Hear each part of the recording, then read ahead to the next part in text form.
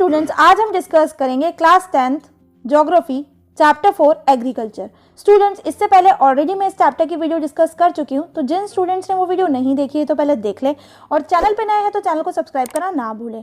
Students, आज हम लोग स्टार्ट करें हमारा new topic, impact of globalization on agriculture. Globalization का क्या इम्पैक्ट रहा एग्रीकल्चर के ऊपर।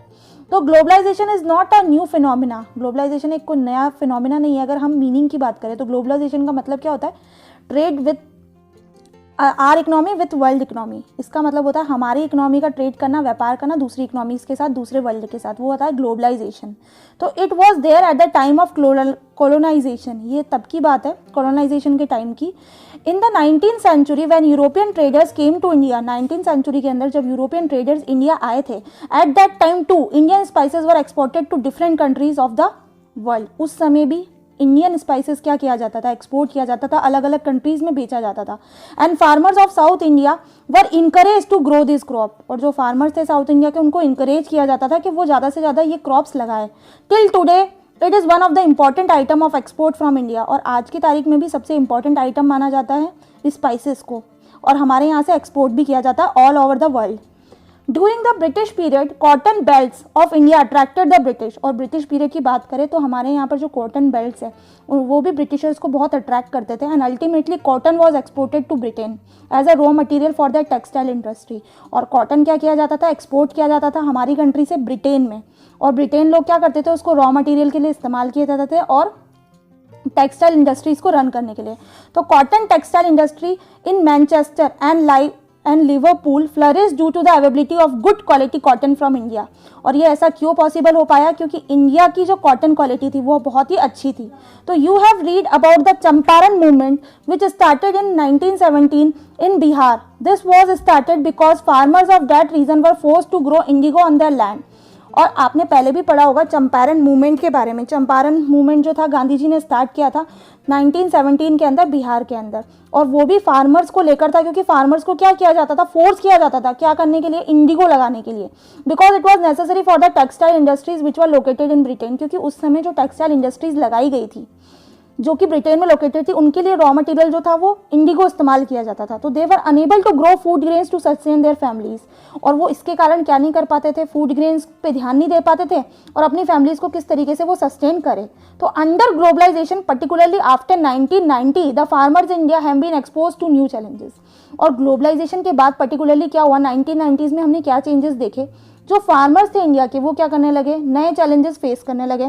तो despite being an important producer of rice, cotton, rubber, tea, coffee, jute and spices, our agriculture products are not able to compete with the developed countries because of the highly subsidize agriculture in those countries.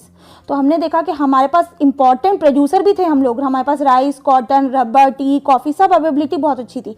लेकिन in spite उसके बाद भी हम लोग पूरी तरीके से develop countries के साथ कॉम्पीट नहीं कर पा रहे थे। तो today Indian agriculture finds itself at the cross road.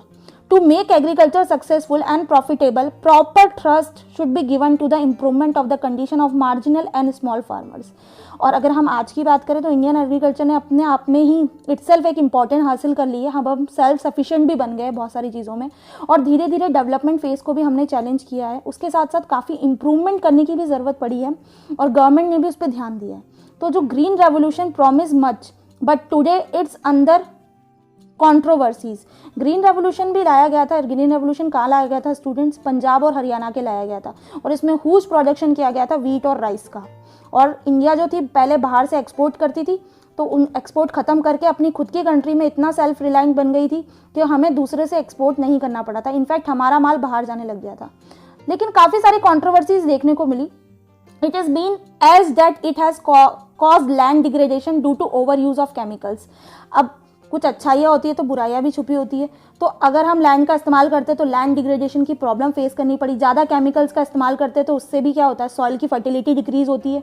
Drawing aquifers, washing biodiversity. The key word today is gene revolution. आज का जो कीन वर्ड है वो लिया गया है gene revolution, which includes a genetic engineering, जिसको क्या बोला गया है, जेनेटिक इंजीनियरिंग बोला गया है। जेनेटिक इंजीनियरिंग का मतलब क्या होता है, is recognize as a powerful supplement in inventing new hybrid varieties of seeds. मतलब जो सीड्स की हाइब्रिड का मतलब होता है डिफरेंट वेराइटीज जनरेट करना, वो होता है जेनेटिक इंजीनियरिंग। इस पर भी बहुत ध्यान दिया गया है।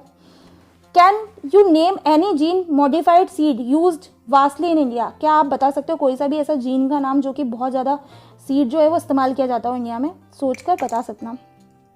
In fact organic farming is much in vogue today because it is practice without factory made chemicals. अब के अगर हम ट्रेंड की बात करें तो ऑर्गेनिक फार्मिंग बहुत पीक पे चल रही है, क्योंकि इसके अंदर क्या नहीं किया जाता है, इसके अंदर कोई केमिकल्स का इस्तेमाल नहीं किया जाता है, such as fertilizers and pesticides, hence it does not affect environment in a negative manner. और इसका यूज़ ना होने से ये इन्वायरमेंट को भी नेगेटिव इफेक्ट से बचाता है। A few economics thinks that Indian farmers have a bleak future if they continue growing food grains on the holdings that grow smaller and smaller as the population rises।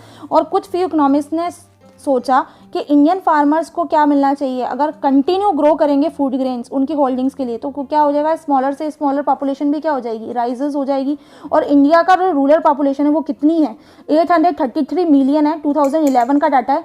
और अब जो depend रहता है upon 250 million approximately cross कर चुके हैं, जिसमें agriculture land का जो एवरेज है वो भी less than ½ hectare per person है। तो Indian farmers should diversify their cropping pattern from cereals to high value crops. तो इंडियन फार्मर्स को भी क्या करना पड़ा, अपना क्रॉपिंग पैटर्न डाइवर्सिफाई करने की जरूरत पड़ी है, ताकि क्योंकि पहले वो सीरियल्स फॉलो करते थे लेकिन अब उन्हें हाई वैल्यू क्रॉप्स का इस्तेमाल करना पड़ गया। तो this will increase income and reduce environmental degradation simultaneously. तो उससे उनकी इनकम बढ़ेगी और साथ के साथ जो इन्वायरमेंटल का डिग्रेडेशन हो रहा है वो थोड़ा कम होगा।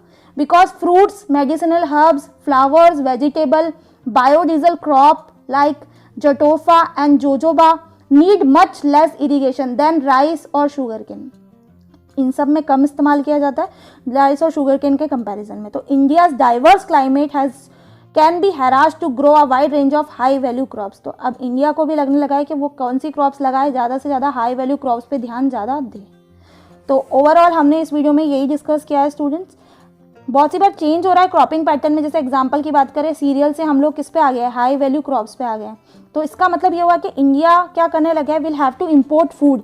During 1960s this would have been seen as a disaster. 1960s में एक डिजास्टर के रूप में माना गया था। But if India import cereals while exporting high value commodities it will following successful economies like Italy, Israel and China। और अगर इंडिया भी क्या करे, इम्पोर्ट करे अगर सीरियल्स को, वाइल अगर वो एक्सपोर्ट करना स्टार्ट कर दे हाई वैल्यू कमोडिटीज़ का, तो वो भी किस में आ जाएगी, सक्सेसफुल इकोनॉमीज़ में काउंट होने लग जाएगी, जैसे कि इटली है, इसराइल है और चाइना है। तो these countries export from farm products. ये कंट्रीज क्या करती है, एक्सपोर्ट करती है, इनका बाहर माल जाता है। क्या क्या जाता है, फ्रूट्स हो गया, अलाइव्स हो गया, स्पेशली सीड्स और वाइन एंड इम्पोर्ट सीरियल्स। तो are we ready to take this risk, debate the issue. तो ये एक इशू का डिबेट है, क्या हम ये रिस्क लेने के लिए तैयार हैं, हम हाई वैल्यू कमोडिटीज़ को प्रोड्यूस करने के लिए तैयार हैं, और क्या क्या इसमें हमें और स्टेप्स लेने चाहिए।